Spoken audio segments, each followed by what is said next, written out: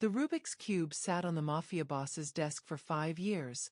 Unsolved, untouched, a ghost of the daughter he couldn't save. Then she walked in.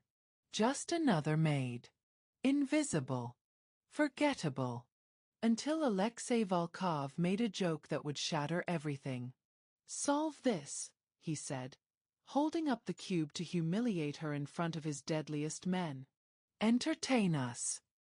What happened next? 43 seconds of impossible precision. Hands moving like lightning. A problem 5 years unsolved. Gone. The room went silent.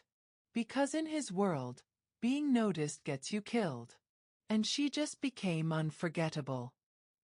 He should have let her disappear back into the shadows. Instead, he made the most dangerous decision of his life. He asked her to stay. Welcome back, my beautiful family and friends. If you are hooked in and ready to enjoy the story, click subscribe and let me know in the comment section where you are watching from, because tomorrow I'll be giving you an interesting story such as this one and you don't want to miss it. Now let us begin. 20 men filled the space. His lieutenants, his captains, the wolves who'd clawed their way to positions just beneath his throne. They celebrated tonight's acquisition of the Northside docks with expensive whiskey and expensive laughter. The kind that always sounded slightly desperate to Alexei's ears. He stood by the window, watching their reflections in the glass, feeling the familiar weight of performance settling onto his shoulders. These gatherings required a particular version of himself. Charming enough to inspire loyalty, ruthless enough to prevent betrayal. Tonight, after 3 drinks, he felt neither. His gaze drifted to his desk, to the scrambled Rubik's Cube that sat there like a small, colorful ghost. Katya's cube. 5 years untouched. Exactly as she'd left it. Some of his men had asked about it over the years. Why keep a child's toy in the center of his empire? He never answered. "Boss," Dmitri called out, his second-in-command already half drunk. "Tell them about the Kowalski deal. How you got him to sign over his entire operation for a handshake and a smile." Alexei turned, manufactured a grin. "Dmitri, you make me sound like a magician." "You are." Someone else laughed. "A magician with very convincing persuasion tactics." More laughter. The kind that acknowledged the bodies buried beneath their success without explicitly naming them. The door opened quietly. One of the staff bringing fresh bottles. Alexei barely glanced over, then looked again. The tall maid, the one he'd nearly collided with this morning. Katie, she'd said her name was. She moved along the room's perimeter like a shadow, replacing empty bottles with full ones, her eyes carefully downcast. Something about her stillness caught his attention. While his men performed their loyalty, she performed her invisibility, and somehow, her performance felt more honest than theirs. "You know what I miss?" he heard himself say, his voice cutting through the noise. The room quieted. When Alexei Volkov spoke, people listened. "I miss when things required actual skill. Actual intelligence." Dmitri raised his glass. "Your intelligence built this empire, boss." "No." Alexei walked to his desk, picked up the Rubik's Cube. The plastic was smooth under his fingers, worn from Katya's determined hands. "I mean real problem solving. The kind that doesn't involve threats or money or guns. Pure puzzle solving." He wasn't sure why he was saying this.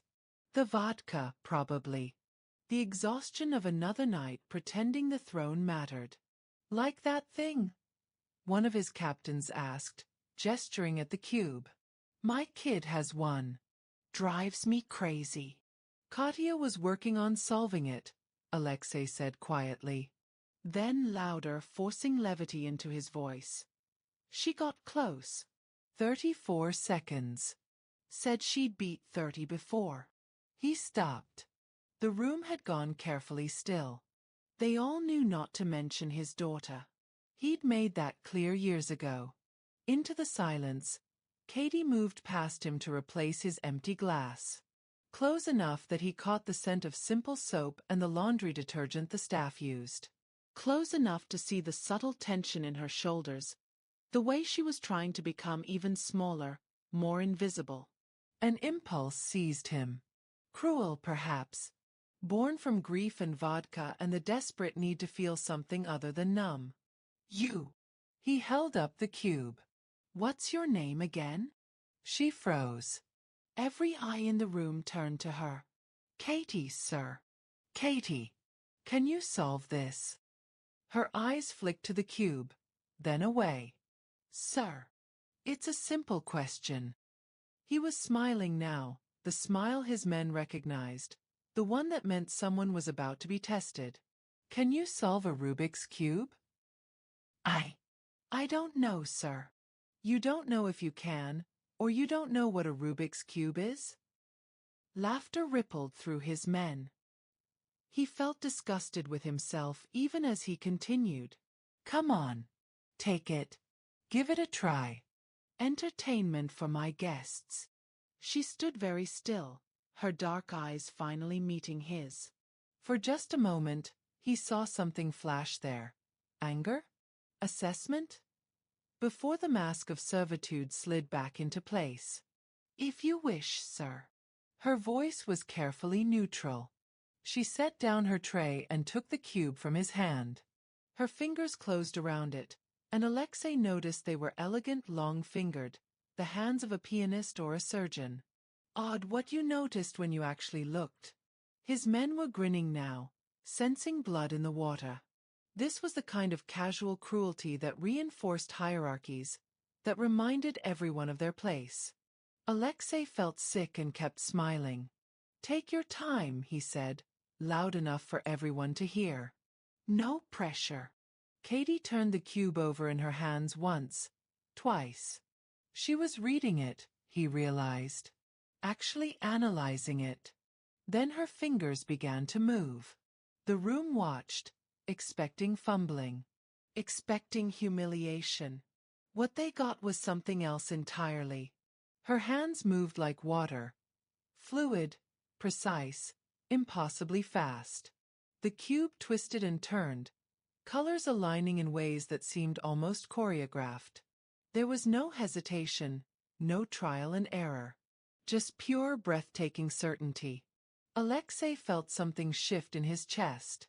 He'd expected her to fail, to apologize, to hand it back unsolved. Instead, he was watching something that looked like artistry. The laughter had died. His men leaned forward, disbelieving. Alexei stood at the window, his back to her, hands clasped behind him. The Rubik's cube sat on his desk, still solved, a splash of organized color against dark wood. Close the door, he said without turning. She did. The click felt final. Sit. I'd rather stand, sir. Now he turned, and something in his expression made her breath catch. It wasn't anger. It was curiosity, intense and focused, the way a scientist might look at an unexpected result. That wasn't a request. She sat in one of the leather chairs facing his desk, keeping her spine straight, her hands folded in her lap. Every muscle in her body coiled tight, ready to run even though there was nowhere to run to. Alexei moved to his desk but didn't sit. Instead, he leaned against it, arms crossed, studying her with an intensity that felt physical. 18 months, he said finally. You've worked here 18 months, and I never knew you could do that. You never asked, sir. A slight smile touched his lips, there and gone. No. I suppose I didn't. He picked up the cube, turned it over in his hands.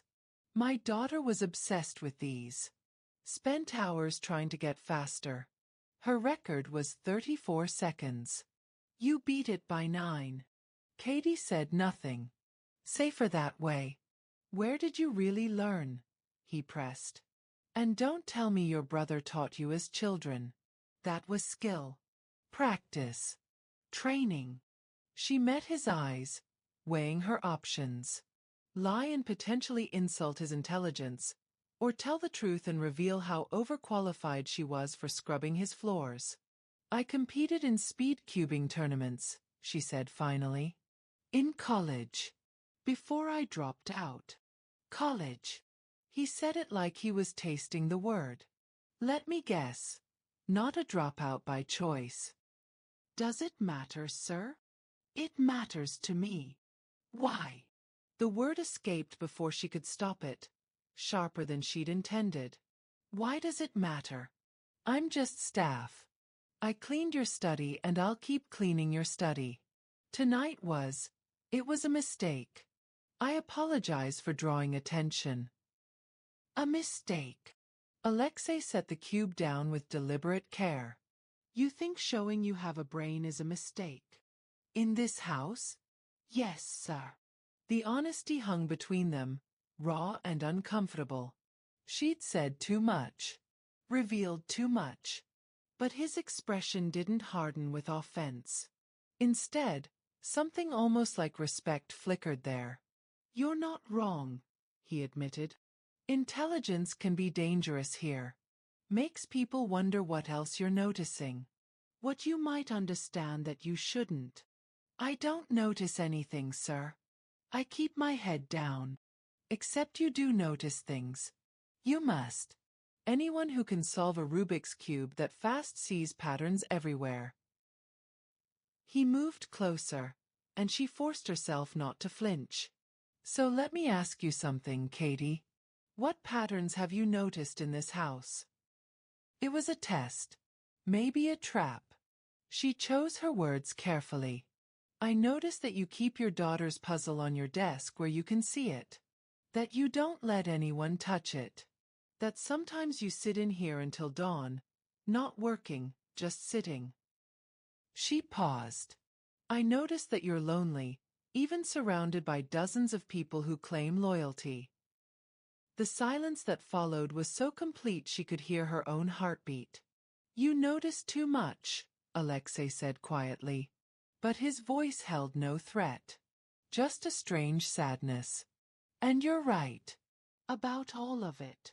He returned to the window, and for a moment, he looked less like a mafia boss and more like a man carrying weight he couldn't set down. MIT, he said, and she startled. You were at MIT, weren't you? Full scholarship, computer science and mathematics. Dropped out sophomore year when your mother died and your younger brother was diagnosed with acute lymphoblastic leukemia. The air left her lungs. How do you? I make it my business to know things. He glanced back at her. Took my people 3 hours to pull your file. You were remarkable, Katie. Top of your class. Professor recommendations that read like love letters. One of them wrote, and I quote, Ms. Chen possesses the most exceptional analytical mind I've encountered in 30 years of teaching. She felt stripped bare, every secret she'd buried now laid out on his desk like evidence at a trial. And now you're here, Alexei continued, scrubbing toilets and changing sheets, pretending to be invisible. What a waste. It's not a waste if it keeps my brother alive. Her voice came out harder than intended. I do what I have to do. We can't all build empires. No. He turned fully to face her now. But some of us are capable of much more than we're doing. Tell me, if money wasn't an issue, if your brother was healthy, what would you want to be doing? The question caught her off guard. No one had asked her that in 2 years. She'd stopped asking herself. Research, she heard herself say. Algorithm development. I was working on a paper about optimization patterns in complex systems before I left. It was. She stopped, realizing how much longing had crept into her voice. It doesn't matter now. What if I told you it could matter? She looked up sharply. What? Alexei moved back to his desk, opened a drawer, pulled out a folder. My organization moves millions of dollars in product through dozens of routes every month. It's inefficient. Messy. I have the best logistics people money can buy, and they're still operating at maybe 70% efficiency. He opened the folder, and she recognized her own handwriting. The report she'd left on his desk 3 nights ago, the one analyzing his distribution patterns she'd pieced together from overheard conversations and documents she'd glimpsed while cleaning. "You wrote this," he said. "Don't bother denying it. I recognized your signature on the cover page." Her mouth went dry. "I shouldn't have.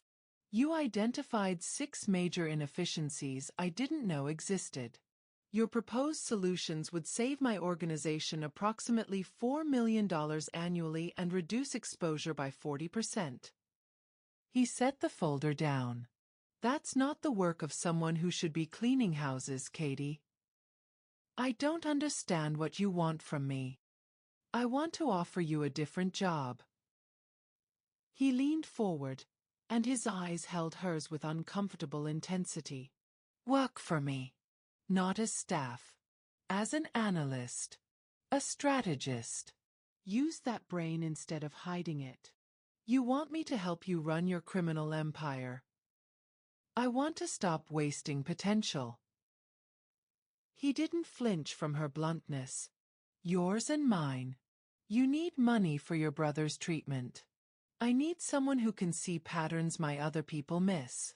It's practical. It's dangerous. Life is dangerous. At least this way, you'd be paid properly for it." Katie stood, her legs unsteady.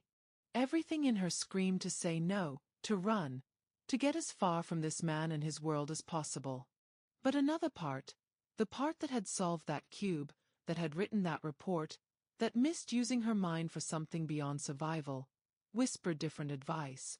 "I need to think about it," she said. "Fair enough." Alexei straightened. "But, Katie?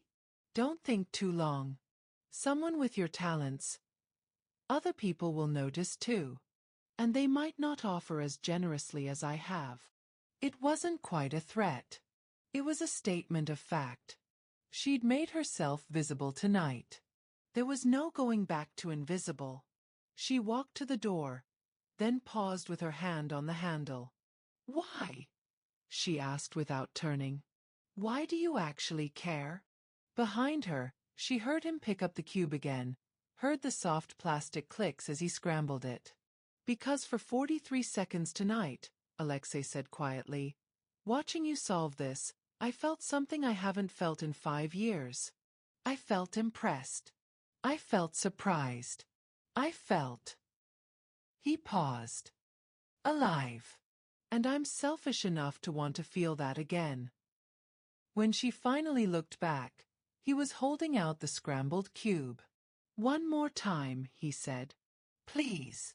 And despite every warning bell in her head, despite knowing this was the moment she should walk away, Katie found herself crossing back to his desk.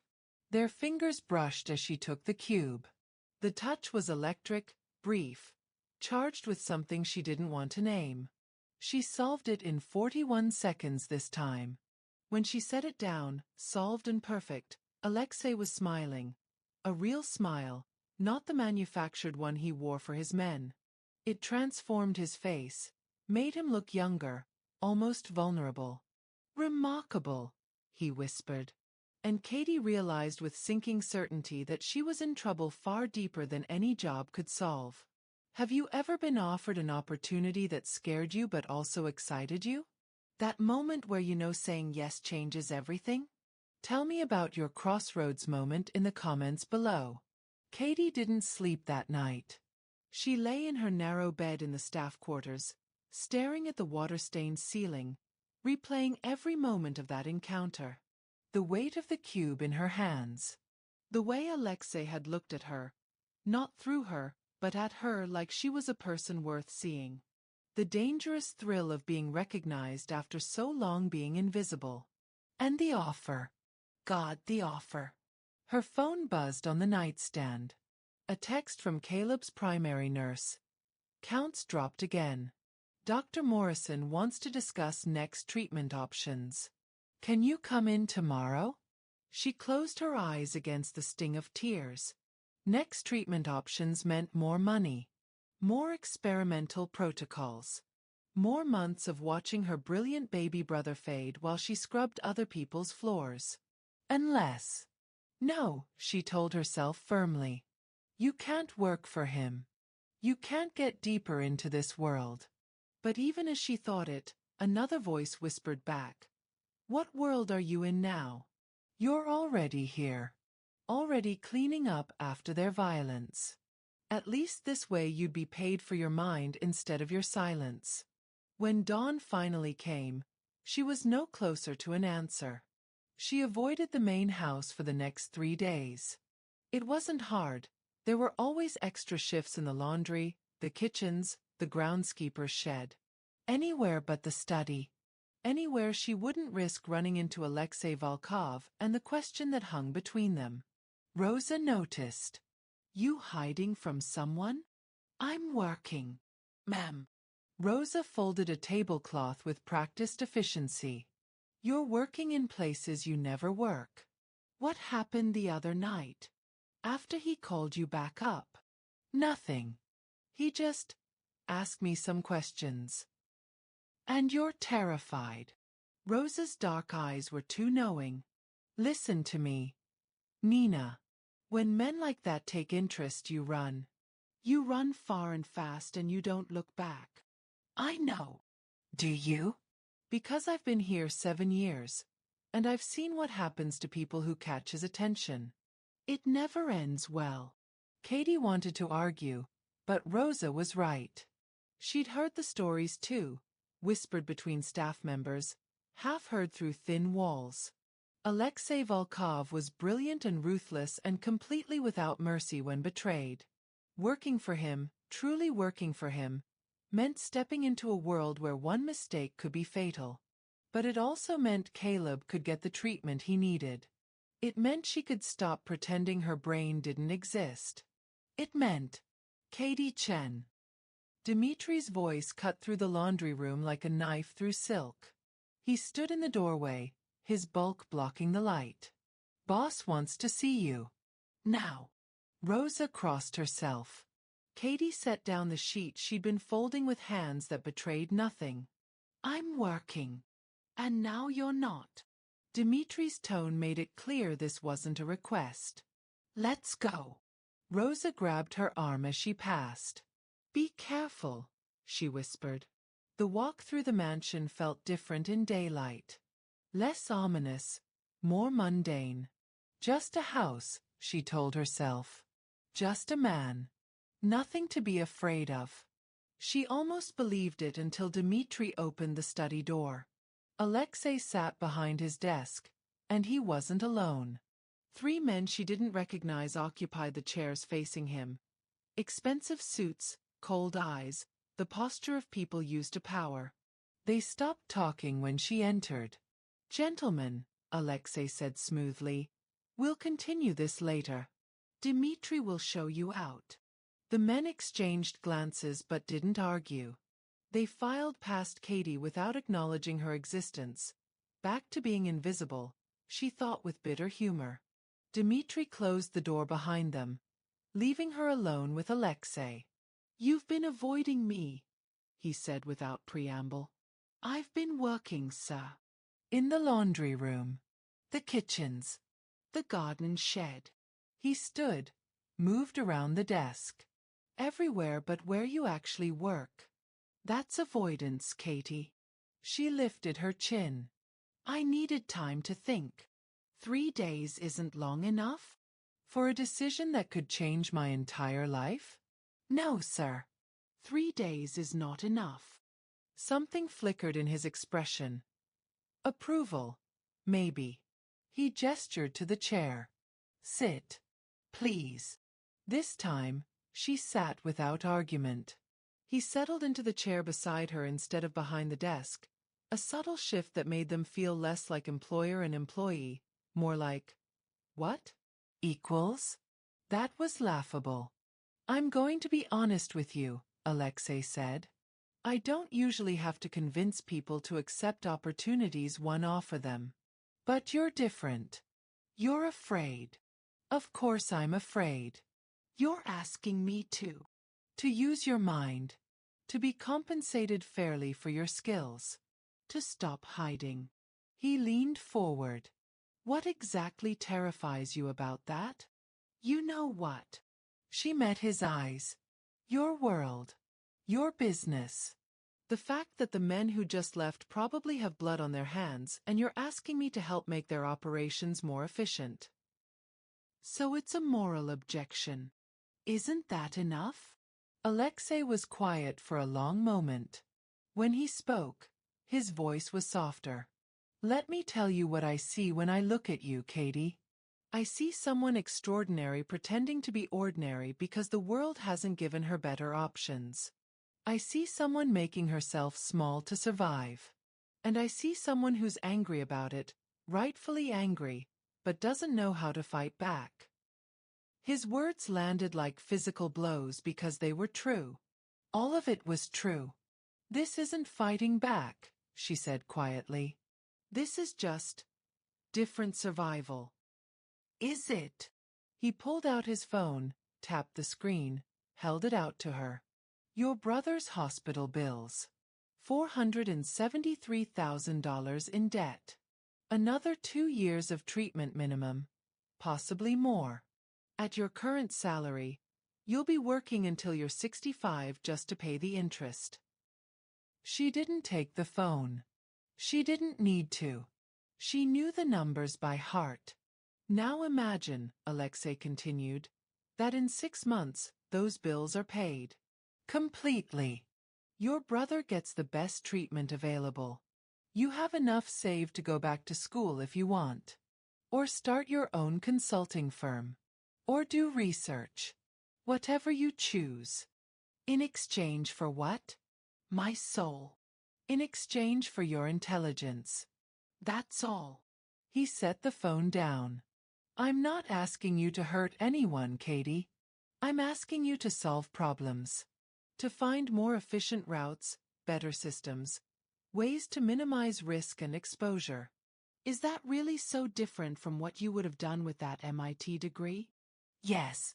Because your business destroys lives. And your brother's hospital is a business that's destroying your life with debt. His voice hardened slightly. Don't pretend the legitimate world is clean. It's just better at hiding the blood. She stood abruptly, needing distance. This is manipulation. You're trying to make me think there's no difference between. I'm trying to make you think, period. He stood too, and suddenly they were very close in the quiet study.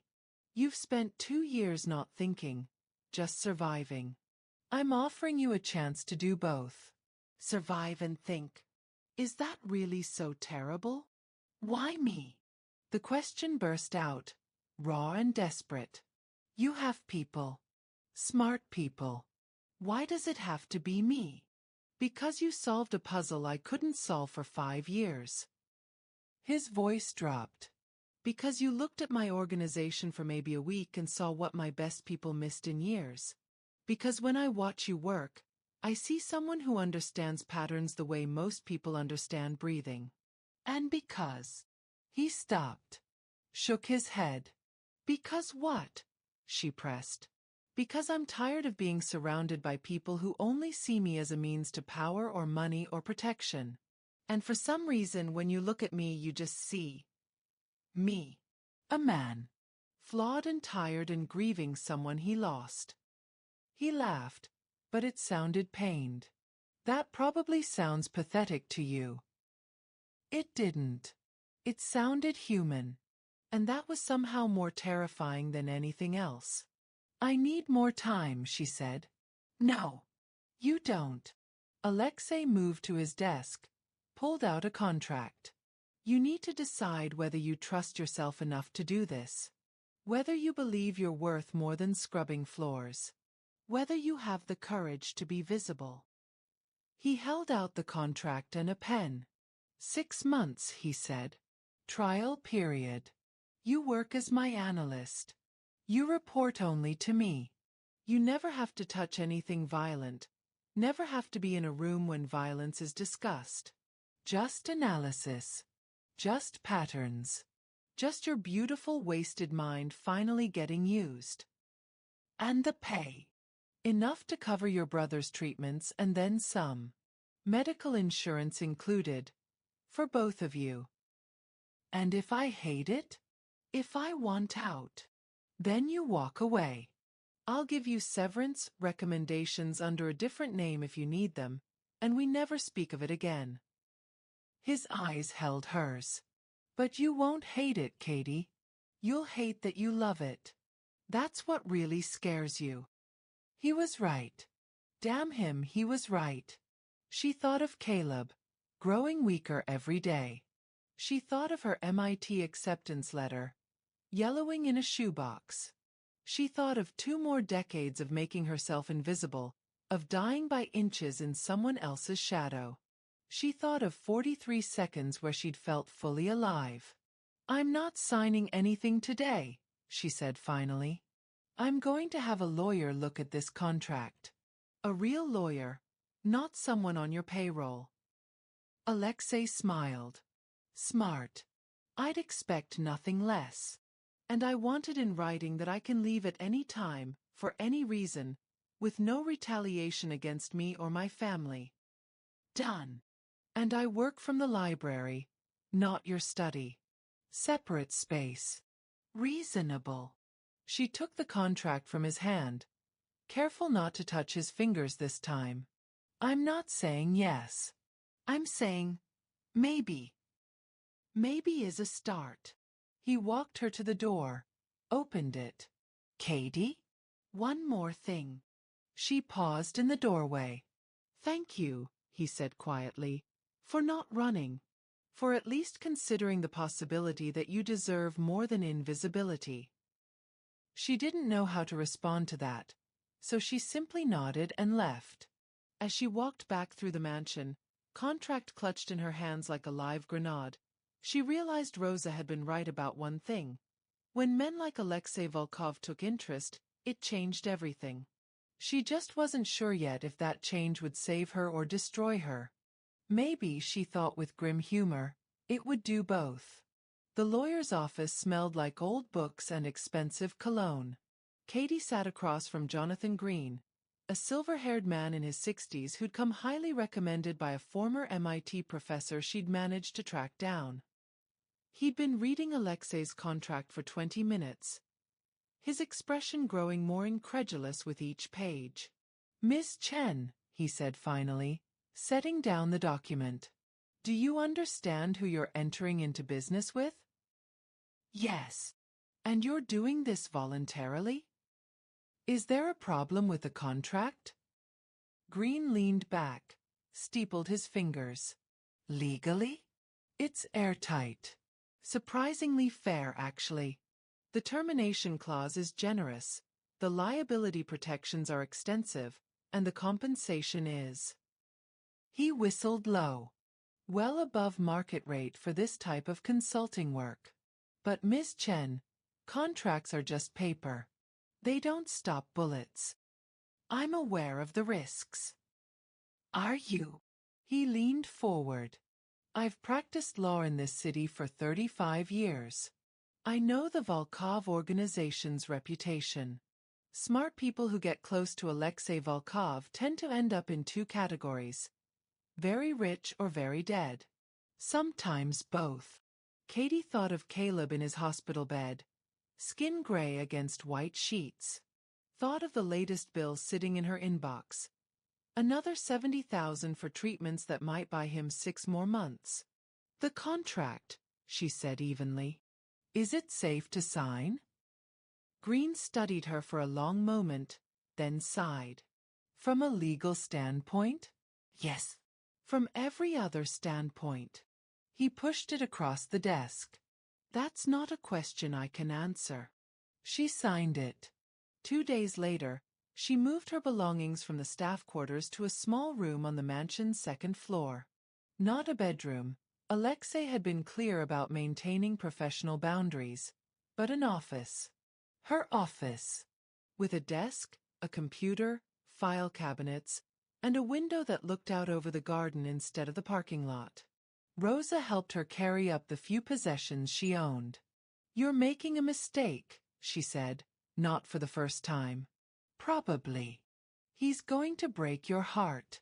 Or worse. I'm not doing this for romance, Rosa. I'm doing it for my brother. Keep telling yourself that." Rosa set down a box, turned to face her. "But I've seen the way he looks at you, Nina. And I've seen the way you look at him when you think no one's watching. This isn't just about money." "It has to be just about money," Katie said quietly. "Anything else would be insane." Rosa just shook her head and left. Alone in her new office, Katie unpacked slowly. A photo of Caleb, 16 years old, grinning despite the chemo, went on the desk. Her old MIT textbooks kept even though she'd told herself she'd never need them again. A coffee mug her mother had given her that said, "Nevertheless," she persisted. She was arranging files when the knock came. "Come in." Alexei entered carrying a cardboard box. He'd traded his usual suits for dark jeans and a simple black shirt, and somehow that made him look more dangerous, not less. More real. "Settling in?" "Getting there." She eyed the box. "What's that?" "Welcome gift. Technically from the organization, but I picked them out myself." He set the box on her desk, and she opened it to find advanced mathematics texts, algorithm theory books, even the latest issue of the Journal of Computational Sciences.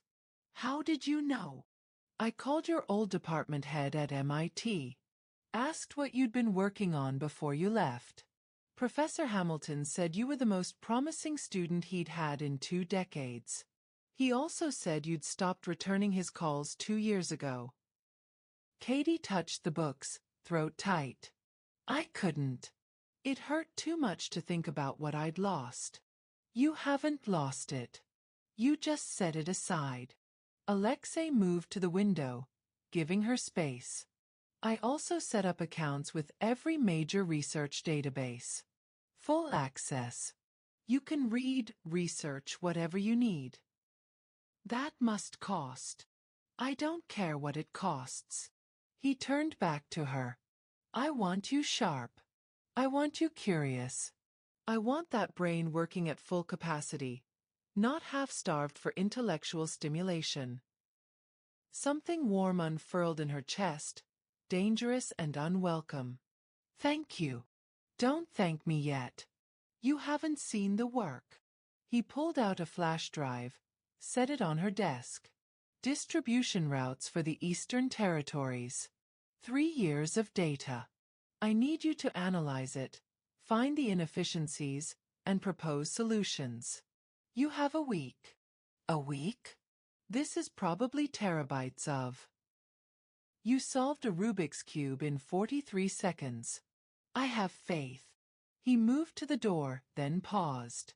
"Katie? Dinner is at 7. I'd like you to join me." "Is that part of the job?" "It's part of being human. We all have to eat." His smile was slight, careful.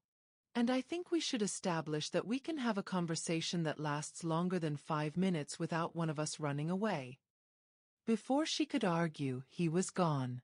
Dinner turned out to be in the small dining room, not the formal one where he entertained associates. Just a table for 2, simple food, roasted chicken, vegetables, bread that smelled like heaven, and no staff. Alexei served the food himself.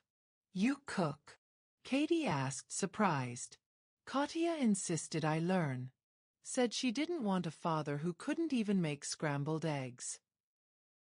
He poured wine, then water when he noticed her hesitation. "I'm not trying to get you drunk, Katie. You can have water." She took the water, grateful. They ate in silence for a few minutes, and surprisingly, it wasn't uncomfortable. "Tell me about your brother," Alexei finally said. "Why?" "Because he's the reason you're here. I'd like to know him." Katie set down her fork, considering. "Caleb is brilliant. Like, genuinely genius-level brilliant. He was coding by age 7, had a patent on a software algorithm by 14. Emily wanted him too, but then... She stopped, swallowed hard. Then Mom died, and 6 months later he got diagnosed. The same cancer that killed her. Genetic lottery, the doctors said. I'm sorry. Everyone's sorry. Sorry doesn't pay for treatment. She heard the bitterness in her voice, tried to soften it. He's fighting, though. Even when he's so weak he can barely lift his head, he's fighting. That's why I can't give up on him. You won't have to. Alexei's voice was firm. I meant what I said. His treatment will be covered. Whatever he needs. And what do you get out of that? Really? He was quiet for a moment, studying his wine glass. My daughter died because I was too late. Too slow to find the right doctors. Too stubborn to admit I couldn't fix everything with money and power. By the time I accepted help, there was no time left. His jaw tightened. I can't save Katya. But maybe helping Caleb. Maybe that means something. The rawness in his voice made her chest ache. That's not redemption, Alexei. Saving one person doesn't erase losing another. I know. But it's something. He looked up, and his eyes were bright with unshed tears. It's more than nothing. They finished dinner in silence, but it was a different kind now. Shared grief, shared understanding. When Katie stood to clear the plates, Alexei stopped her. Leave them. Come with me. I want to show you something. She followed him through the mansion, upstairs she'd never climbed, to a door she'd never seen opened. He hesitated with his hand on the knob. No one comes in here. Not Dmitri, not the staff. Just me. He opened the door to what had clearly been a child's room. Pink walls, bookshelves overflowing with novels and puzzles, a desk covered in half-finished projects. Frozen in time, a shrine to a girl who'd loved learning. This is Katya's room, Alexei said unnecessarily. Katie stepped inside carefully, aware she was being given access to something sacred. On the desk, she found notebooks filled with equations, sketches of inventions, a half-completed Rubik's Cube solution guide written in a child's careful handwriting. She was trying to develop her own solving method, Alexei explained. Said the standard algorithms were inefficient. Typical Katya, 12 years old and critiquing methods that had worked for decades. She sounds incredible. She was. He picked up a photo from the nightstand. Katya laughing, gap-toothed and joyful. And when she died, I locked myself away from everything that reminded me of her. Including curiosity, intelligence, genuine connection. I surrounded myself with people who feared me instead of knowing me. Easier that way. Until you solved that damn cube. He set the photo down. And suddenly I remembered what it felt like to be impressed. To be surprised.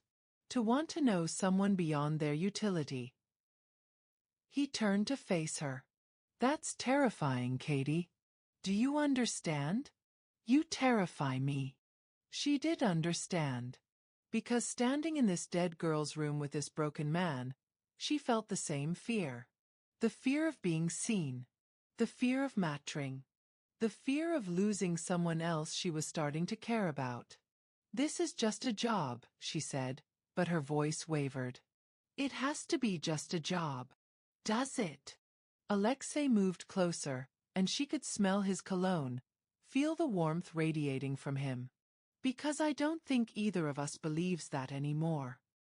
I work for you. That's a boundary we can't. You work with me. There's a difference. Is there? She looked up at him, and the distance between them felt suddenly microscopic. Because from where I'm standing, you have all the power. You control my salary, my brother's care, where I live. That's not collaboration, Alexei. That's dependence. And dependence isn't the foundation for anything real. He flinched like she'd struck him. You're right. You're absolutely right. He stepped back, ran a hand through his hair. I'm sorry. I shouldn't have.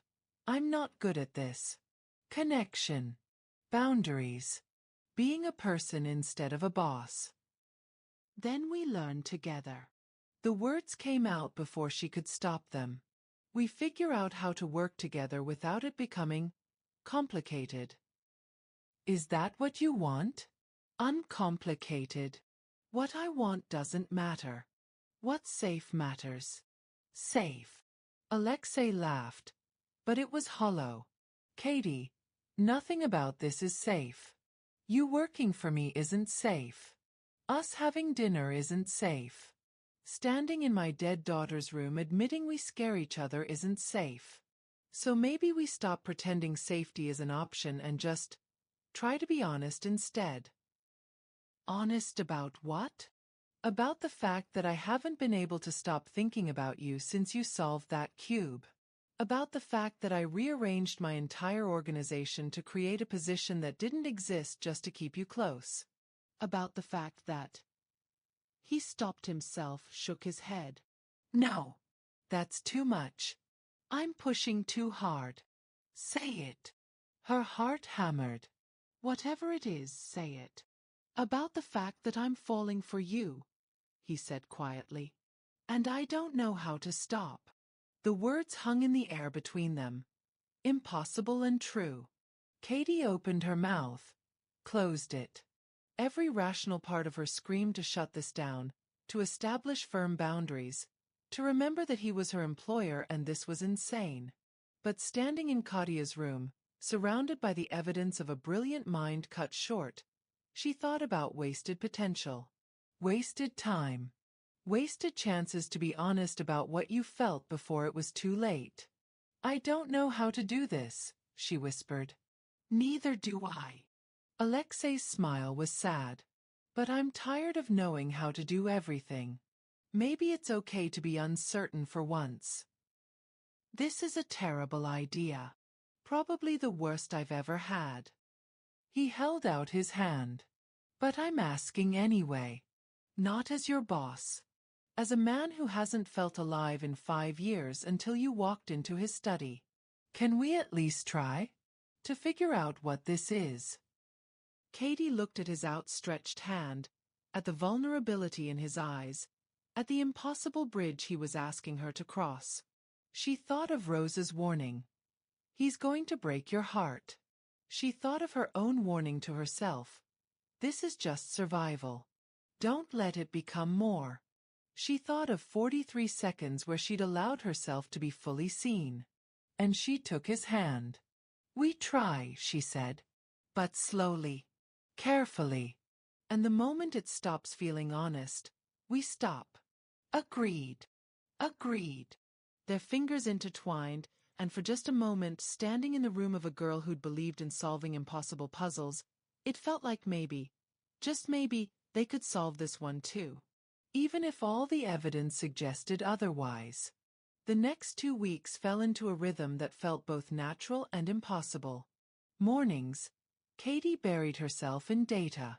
The distribution routes were a mess, inefficient overlaps, unnecessary risk exposure, patterns that screamed for optimization. She lost herself in the work, and it felt like breathing after years of holding her breath. Her mind stretched and flexed, remembering what it felt like to be challenged, to be used for something beyond menial labor. Afternoons, Alexei would appear with coffee, always prepared exactly how she liked it, though she'd never told him. They'd discuss her findings, debate solutions, occasionally argue about implementation. He was sharp, sharper than she'd expected, and he pushed back on her ideas not with ego but with genuine curiosity. Why this route instead of the Northern Passage? He'd ask, leaning over her shoulder to study the map. Because the Northern Passage has a checkpoint rotation every 72 hours. This route syncs with shift changes, A 4-minute window of reduced surveillance. You got that from traffic pattern analysis? And employee schedules from 3 different municipalities. It's all connected, Alexei. Everything is patterns. And he'd smile, that rare, genuine smile that made her heart skip in ways she was trying very hard to ignore. Evenings were harder. That's when the professional boundaries blurred, when just trying became something more complicated. They'd have dinner, always in the small dining room, never the formal one. They'd talk about books, about Katya, about the way Katie's mind worked in algorithms while his worked in chess moves. 3 steps ahead, always calculating risk. You're a control freak, she'd accused one night. And you're a perfectionist. We're both disasters in our own ways. They didn't touch beyond accidental brushes of hands. They didn't cross lines. But the air between them hummed with possibility, with a constant awareness of how easy it would be to close the distance. Rosa noticed, of course. You're playing with fire, Nina. I know. Do you? Because I've seen this before. The boss falls for someone, it's intense and consuming, and then one day something goes wrong and... And what? Rosa had just shaken her head, unwilling or unable to finish. On Thursday of the 3rd week, everything changed. Katie was working late, refining her Eastern Territory proposal, when she heard shouting from downstairs. Not unusual. Alexei's business occasionally required raised voices. But this was different. This was Dimitri's voice, tight with something that sounded like fear. She moved to her door, cracked it open. Can't just ignore this, boss. Petrov knows. Someone talked. Then find out who. Alexei's voice. Cold as winter. And handle it. It's not that simple. He's asking questions about the new analyst. About where she came from, why you trust her. Katie's blood went cold. Petrov can ask whatever he wants. It doesn't concern him. He's suggesting she might be a plant. FBI, maybe, or a rival organization. The men are talking. They don't understand why you'd bring in an outsider, especially not. Dimitri's voice dropped, but she still heard it. Especially not someone you're clearly involved with. I'm not involved with. Boss, please. We all see it. The question is whether your judgment is compromised. Silence. Long enough that Katie's hands started shaking. My judgment, Alexei said finally, voice deadly quiet, is the reason you all have mansions and offshore accounts. Question it again and find different employment. Are we clear? Crystal. But Petrov won't back down that easily. He's already digging into her background. And if he finds anything, he won't. How can you be sure? Because there's nothing to find. She's clean. Now get out. Footsteps. The study door slamming. Then silence. Katie retreated to her desk, heart hammering. She'd known this was dangerous. Knew getting close to Alexei would paint a target on her back. But hearing it spoken aloud, hearing the doubt in Dimitri's voice, made it terrifyingly real. She was still sitting there, hands trembling, when her door opened 20 minutes later. Alexei looked exhausted. He'd loosened his tie, and there was a tightness around his eyes she'd never seen before. You heard, he said. Not a question. Yes. He moved to her window, stared out at the dark gardens. Petrov is one of my captains. Ambitious. Smart. Dangerous. He's been looking for weakness since I took over this territory 5 years ago. And I'm the weakness. No. Alexei turned sharply. You're not weak. You're... He stopped, rubbed his face. You're the first real thing I've had in years, and that makes you vulnerable. There's a difference. What's he going to do? Dig into your past. Try to find evidence you're an infiltrator or a liability. He won't find anything criminal. You're clean. But he'll find MIT, your family situation, the fact that you're brilliant and broke and desperate. He'll use that to suggest I'm being manipulated. Maybe you are. The words tasted bitter. Maybe this whole thing is a mistake. Don't. Alexei crossed to her in 3 strides, and suddenly he was kneeling in front of her chair, eye to eye. Don't let them make you doubt yourself. Or us. There is no us, Alexei. There's you, and there's your organization, and there's me caught in the middle trying not to get crushed. Then let me protect you. How? By pushing me away?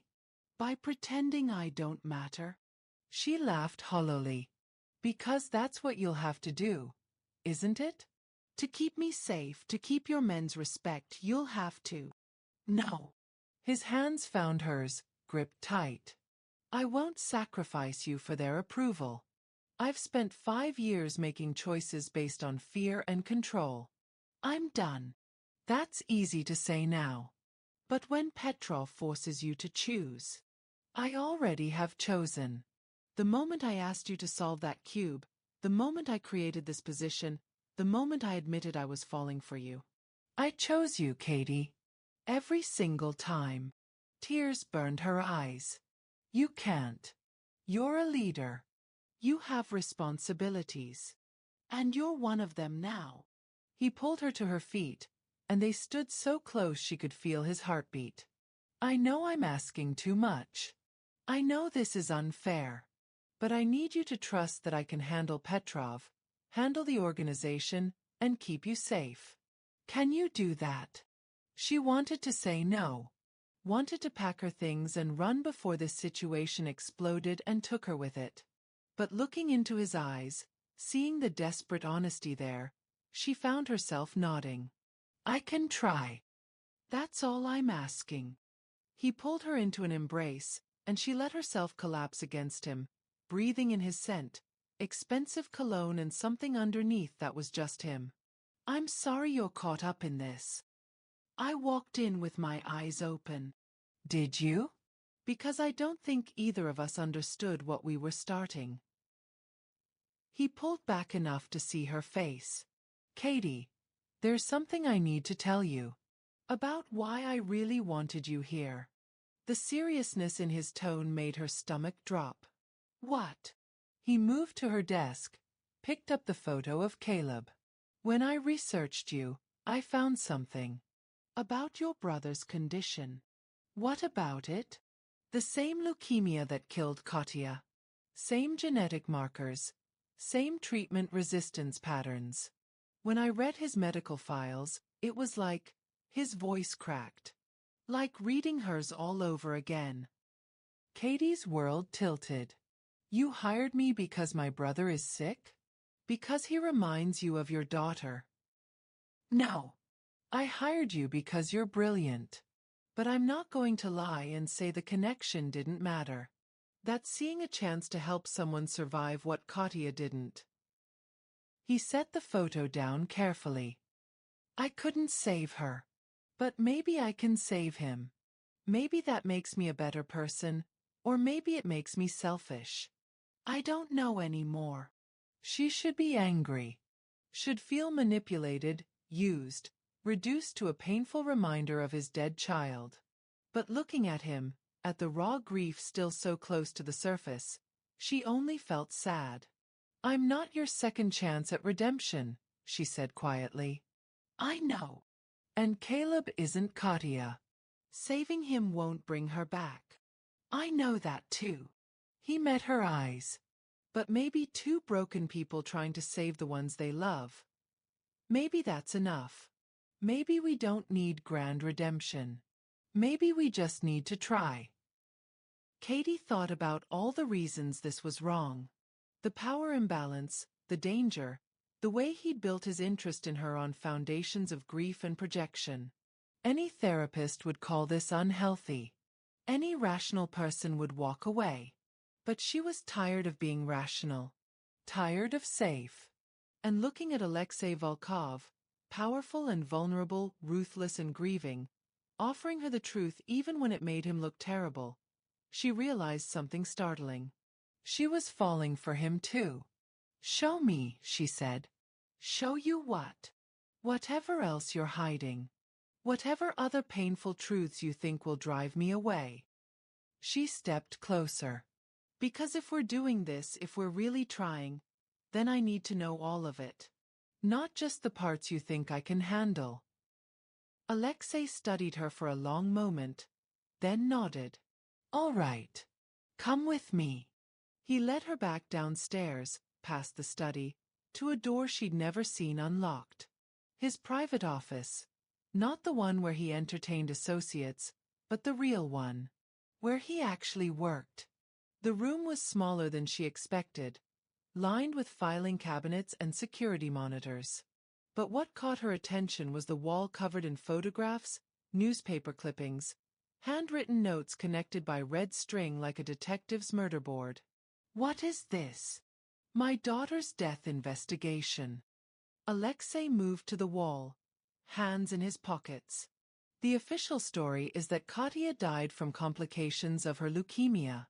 But 3 months before she died, she was in remission, responding to treatment.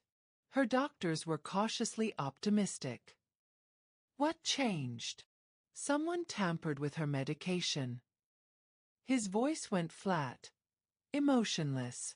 "Replaced her anti-rejection drugs with placebos. By the time anyone realized, her body had rejected the bone marrow transplant. She crashed within days." Katie's hand flew to her mouth. "Oh my God. I've spent 5 years trying to figure out who. A rival trying to hurt me. A internal betrayal. Random malice." He touched one of the photos, young Katya, smiling in a hospital bed. "I've followed every lead, threatened every possible suspect, torn apart everyone who had access to her room. Nothing. Alexei." "So yes, when I saw Caleb's file, when I saw he had the same condition, the same vulnerability." His voice broke. "I couldn't let it happen again. I couldn't stand by and watch another brilliant kid die because I failed to protect them." She understood now. Not just his interest in her, but his intensity, his need for control, the way he watched everyone with suspicion. He was a man living in permanent fear of failing to save someone again. "That's why you're so protective," she whispered. "Why you want to control everything. If I'd been more careful, more vigilant, Katya would still be alive. So yes, I control everything. Because control is the only thing standing between the people I—" He stopped, shook his head. "Between the people I care about and the things that want to hurt them." Katie crossed to him, took his face in her hands, forced him to look at her. "You can't save everyone. You can't prevent every tragedy. That kind of control is an illusion, Alexei." "I know. But I have to try." His eyes were wet. "I have to try, or what was the point of any of it? The empire, the power, the blood on my hands. If I can't use it to protect the few people who matter, then I'm just a monster." "You're not a monster. You're a father who lost his child. That's grief, not monstrosity. The line feels thin sometimes." She kissed him then. Soft and brief, a gesture of comfort more than passion. When she pulled back, he looked stunned. "What was that for?" "For being honest. For trusting me with the ugly parts." She rested her forehead against his. "For being human instead of perfect." "I'm far from perfect." "Good. Perfect is boring." She smiled slightly. "Besides, I've got my own ugly parts. You want to hear about the time I almost got expelled from MIT for hacking into the administration's database to change a classmate's grades?" "You didn't." "I did." She was going to lose her scholarship over one professor who graded on a curve and hated women in STEM. So I adjusted the numbers." She shrugged. Never got caught, but I spent 2 months convinced campus security was going to kick down my door. Alexei laughed. Actually laughed. The sound rusty but genuine. My analyst is a vigilante hacker. Somehow that makes perfect sense. Former hacker. Reformed and respectable now. Are you though? His arms circled her waist, pulling her closer. Because respectable people don't usually work for crime bosses. Fair point. She let herself relax against him. Just for a moment. In this room full of grief and unsolved mysteries, somehow she felt safer than she had in years. We're both disasters. Matching disasters. Is that what we are now? I don't know what we are. Alexei's voice was soft against her hair. But I know I don't want to lose this. Whatever this is. Even if Petrov makes trouble? Even if your organization questions your judgment? Even then. He pulled back to look at her. Let them question. Let them doubt. I'm done living my life afraid of what they'll think. It was a pretty speech. A brave one. And standing there in his arms, Katie wanted desperately to believe it. But a small voice in the back of her mind whispered what she already knew. In Alexei's world, wanting something wasn't enough to keep it. And the higher you climbed, the farther you had to fall. The following weeks felt like existing in a bubble. Fragile, beautiful, and destined to pop. Katie's analysis transformed Alexei's Eastern operations. Her route optimizations cut transit times by 30% and reduced exposure by half. Money flowed more efficiently, risks decreased, and even the skeptical captains had to admit the new analyst knew what she was doing. But it was the nights that mattered most. They'd meet on the rooftop terrace after midnight, when the mansion slept and the city lights spread below them like fallen stars. Alexei would bring wine. Katie would bring whatever puzzle or problem had been occupying her mind. They'd talk for hours, about everything and nothing. Tell me something nobody knows about you, he said one night, their shoulders touching as they leaned against the railing. I wanted to be a dancer before I fell in love with math, Katie admitted. Ballet. Spent years in classes until my instructor told me I was too tall, too black, too unconventional for professional companies. Their loss. Maybe. But it taught me something important. That the world will always have opinions about what you should be. The trick is not listening. She glanced at him. Your turn. Tell me something real. Alexei was quiet for so long she thought he wouldn't answer. Then, I'm terrified every single day. Of losing control, of making the wrong choice, of waking up and realizing I've become my father. He laughed bitterly. He built this empire on brutality. I told myself I'd be different, smarter, more strategic. But sometimes I look in the mirror and see him staring back. You're not your father. How would you know? Because your father wouldn't have created a position just to help someone. Wouldn't have spent 5 years investigating his daughter's death instead of just moving on. Wouldn't be sitting here being vulnerable with someone who could use it against him. She took his hand. Monsters don't question whether they're monsters, Alexei. He turned to her then, and the look in his eyes made her breath catch. You make me want to be better. To deserve what you see when you look at me. I just see you. That's enough. He kissed her properly this time. Not comfort, but hunger and hope and the desperate acknowledgement of something they'd been dancing around for weeks. When they finally broke apart, both breathless, Katie felt like she'd crossed a line she could never uncross. This is real, she whispered. This is really happening. Is that okay?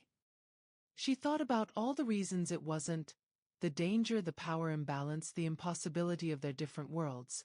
Then she thought about Caleb's latest scan showing improvement, about her mind finally being used again, about feeling alive for the first time since her mother died. Yes, she said. It's okay. The bubble popped on a Wednesday. Katie was in her office when Dmitri entered without knocking. His expression grim. Boss wants to see you. Conference room. Now. The conference room was full.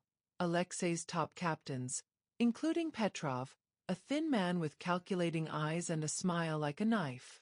They all turned when she entered, and the hostility in the room was palpable. Alexei stood at the head of the table, his face carefully blank.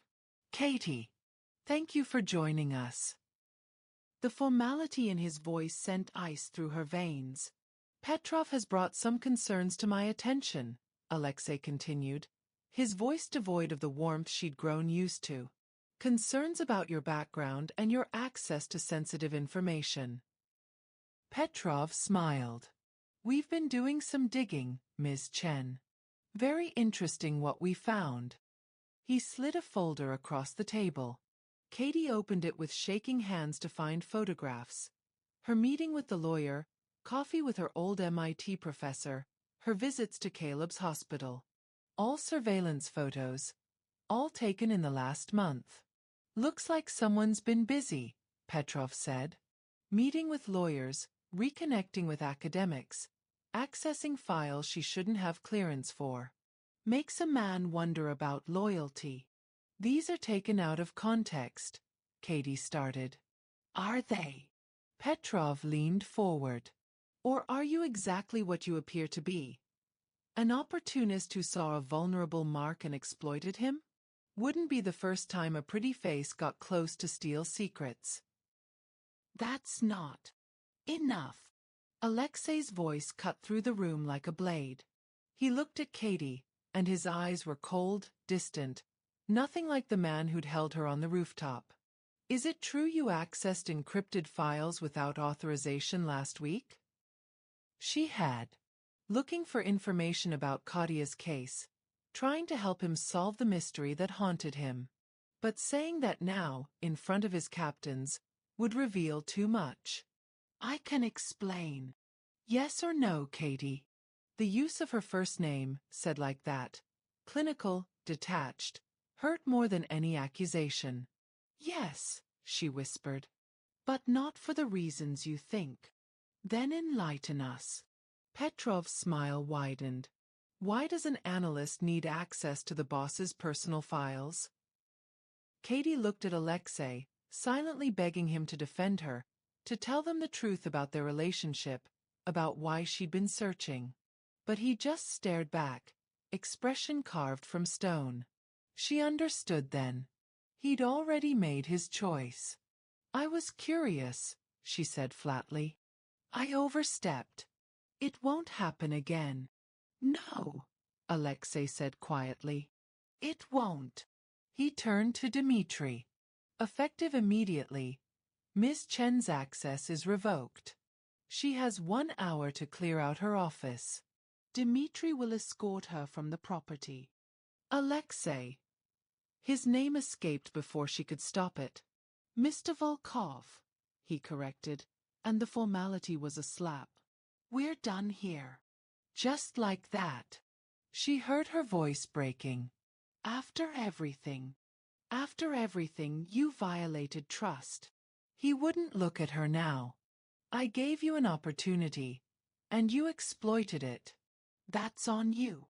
The cruelty in his words, the dismissiveness, it was masterfully done. His captains nodded approvingly. Petrov looked satisfied. Only Dmitri seemed uncomfortable, avoiding her eyes. You're making a mistake, she said quietly. The mistake was mine to begin with. Finally he met her gaze, and for just a second, she saw pain flash there before the mask returned. Goodbye, Miss Chen. Dimitri's hand on her arm was gentle as he guided her from the room. She let herself be led, numb with shock, barely registering the walk back to her office, the 45 minutes of packing her few belongings while Dmitri watched the door. He's protecting you, Dmitri said quietly as she sealed the last box. By destroying me? By making them think you don't matter. Petrov wanted you disappeared. Permanently. This way you walk away alive. He paused. For what it's worth, I think he's tearing himself apart right now. Good, she said bitterly. He should. The drive back to her old apartment, the one she'd kept just in case, passed in a blur. Only when she was alone, surrounded by boxes in a place that no longer felt like home, did she let herself cry. He'd chosen his empire over her. Chosen reputation over truth. She'd known it was possible, had warned herself against this exact scenario, but knowing and experiencing were different things. Her phone buzzed. A text from an unknown number. Caleb's treatment is secured. Full coverage. Anonymous donor. That doesn't change. She threw her phone across the room and sobbed. 3 weeks of silence. Katie returned to survival mode, picked up shifts at a coffee shop, started sending out resumes for legitimate analyst positions, visited Caleb whose treatments were mysteriously covered by a foundation that definitely didn't exist. You look terrible, Caleb said from his hospital bed. His color was better, his counts improving. The irony wasn't lost on her. Thanks. Seriously, what happened? One day you're telling me about this amazing new job, the next you're back to making lattes. The job didn't work out. Because of a guy. She looked up sharply. What? Come on, I'm sick, not stupid. You had that look, the one people get when they're falling. And now you have the look people get when they've crashed. He squeezed her hand. Want to talk about it? Not really. Want me to have him killed? Because I know a guy who knows a guy. Caleb. He grinned weakly. Made you smile, though. She had to admit he had. That night, unable to sleep, she pulled out her old notebooks from MIT. Found the algorithm she'd been developing, the one about optimization patterns in complex systems. She'd abandoned it when life fell apart, but now, staring at the elegant equations, she felt a spark reignite. Maybe Alexei was right about one thing. She'd been hiding her abilities for too long. Time to stop. She spent 2 weeks refining the algorithm, submitted it to 3 major journals. Within days, 2 wanted to publish.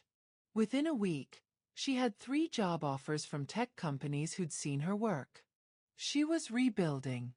Moving forward. Proving she didn't need Alexei Volkov to be extraordinary. So why did everything still taste like ash? Meanwhile, Alexei was slowly destroying himself. He moved through his days mechanically.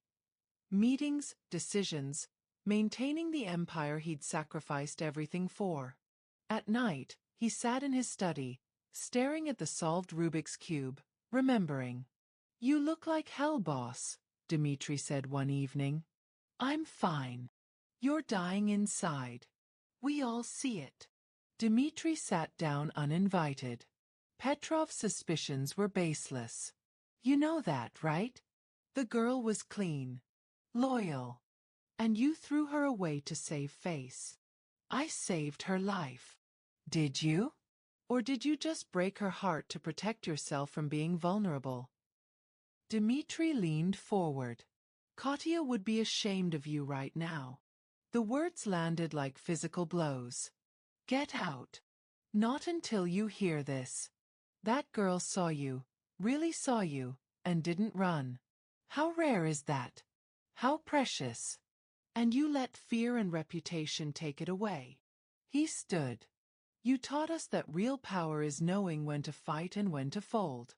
Maybe it's time to fight for something other than territory. After he left, Alexei pulled up his private files. Surveillance on Katie. He'd maintained it despite everything, needing to know she was safe. The footage showed her at coffee shops, job interviews, the hospital with Caleb. Surviving. Moving forward. Without him. He'd done what he thought was right, protecting her from Petrov's reach by making her seem insignificant. But watching her rebuild her life, seeing the light dimmed in her eyes even as she smiled for her brother, He realized his mistake. He hadn't protected her. He'd wounded her. Deeply. The question was whether the damage was irreparable. At 2 a.m., he made a decision. Called in every favor owed. Activated every resource available. If he was going to win her back, if there was any chance, he needed to offer more than apologies. He needed to offer proof that she mattered more than everything else. Katie was leaving Caleb's hospital room when she saw him. Alexei stood by the nurse's station, looking thinner than she remembered, exhaustion etched in lines around his eyes. He held a folder, and when their eyes met, she saw naked vulnerability there. "What are you doing here?" Her voice came out harder than intended. "I needed to see you. To give you this." He held out the folder. "And to tell you I was wrong. About everything. I don't want. Please. Just look." Against her better judgment, she took the folder. Inside were documents, police reports, interrogation transcripts, a confession signed by a nurse who'd been on Katia's ward. "You solved it," she whispered. "Katia's case. We solved it. Your algorithm, the one about pattern recognition in complex systems. I applied it to the hospital staff schedules, medication logs, everything. Found the discrepancies you would have spotted immediately." His voice was rough. A nurse with a gambling debt, paid by a rival to tamper with medications. She didn't even know whose child she was hurting. Just needed the money. Katie looked up. "Why are you showing me this?" "Because you were right. Control is an illusion. I spent 5 years trying to solve this alone, drowning in grief and obsession. You walked in and saw patterns I'd missed because you weren't afraid to think differently." He took a step closer. "I pushed you away to protect you, but really I was protecting myself. From feeling, from risking, from admitting that you matter more than my empire ever could." "Alexei. I'm leaving." The words stopped her cold. "I'm stepping back from the organization. Dmitri is taking over as head. I'll maintain advisory capacity, but I'm done living in constant warfare. Done sacrificing real things for power. You can't just walk away from. Watch me." He pulled out another paper. Signed documents making Dmitri the official successor. "It's already done. Petrov has been removed from his position, by the way. Turns out he was skimming from the eastern routes. Your algorithms caught it." She didn't know what to say. Alexei Volkov, willingly giving up his throne? "I don't expect forgiveness," he continued. "What I did, choosing reputation over defending you, was cowardly. You deserved better. Deserved someone brave enough to stand beside you publicly, not just in shadows." His eyes met hers. "But I'm asking for a chance to become that person. Not your boss. Not the head of an organization. Just me. A man who fell in love with your brilliant mind and your brave heart and desperately wants to deserve you." "You hurt me," she said, tears burning. "You made me feel worthless." "I know. And I'll spend however long it takes making that right. If you'll let me." Katie looked at the documents in her hands. Proof of investigation, of change, of a man actually following through on promises. Then at Caleb's room, where her brother was finally recovering thanks to care that had never stopped even when she'd been cast out. "Why should I trust you won't do it again?" she asked. "Next time things get complicated, next time someone questions your judgment. Because next time, I'll choose you publicly. Loudly. Without hesitation." He took her hands. "I've spent 5 years half alive, Katie. These past 3 weeks without you have been worse than the 5 years after Katia died. At least then I didn't know what I was missing. Now I do. And I'm not strong enough to go back to existing instead of living." "That's not fair. Putting that on me." "You're right. It's not. He released her hands, stepped back. So I'm not. I'm telling you I love you, I'm showing you I've changed my life to prove it, and I'm asking, not demanding, asking, if you might possibly consider giving me another chance. Take all the time you need. I'll wait. A month, a year, forever if that's what it takes. She studied him, this powerful man brought low by love, this father still grieving his daughter, this broken person trying desperately to be whole. He was flawed and damaged and complicated. And she loved him anyway. 43 seconds, she said quietly. What? That's how long it took me to solve your cube. To change both our lives. She moved closer. You know how long it takes to scramble it again? To undo everything? Katie. About the same time. Everything can fall apart just as fast as it comes together. She reached up, cupped his face. So here's what I need. Honesty, always. Even when it's ugly. Especially when it's ugly. Can you promise that? Yes. And if someone threatens me again, you stand beside me. Not in front of me protecting me like I'm fragile. Beside me like I'm strong enough to face it. Can you promise that? Yes. And you have to meet Caleb properly. Let him interrogate you. Survive his protective brother routine. A smile flickered. That I can definitely do. She kissed him then, soft at first, tentative, testing whether this broken thing between them could be repaired. When he pulled her closer, when she felt him trembling with relief and need, she knew. They'd never be simple. Never be easy. But maybe broken people could build something whole together. I love you, she whispered against his lips. You stubborn, controlling, emotionally stunted. Brilliant, generous, patient woman, he finished, and she laughed. From the hospital room, Caleb's voice called out, Did the scary Mafia boss just apologize? Because if so, I want to watch this. They broke apart, both laughing now. Alexei looked nervous. Your brother is going to grill you mercilessly. Consider it penance. She took his hand, interlaced their fingers. Ready. Not remotely. Good. Neither was I when I solved that cube. She squeezed his hand. But we did it anyway. Together. They walked into Caleb's room hand in hand. A mafia boss and a brilliant analyst. Two broken people choosing love over safety, hope over control, being seen over staying invisible. The puzzle wasn't solved. Maybe it never would be completely. But as Alexei met her brother's protective glare and Katie watched him try, genuinely try, to be worthy of her trust, she realized something important. Some puzzles weren't meant to be solved in 43 seconds. Some took a lifetime of patience, honesty, and the courage to keep trying even when the pattern seemed impossible. And she couldn't wait to start. What's your take? Can love really overcome impossible odds? Or are some puzzles just too complicated to solve? Drop your thoughts below. I want to hear your stories about fighting for what matters. Thank you for watching this story to the end. If you enjoyed this story, you will surely love the next one.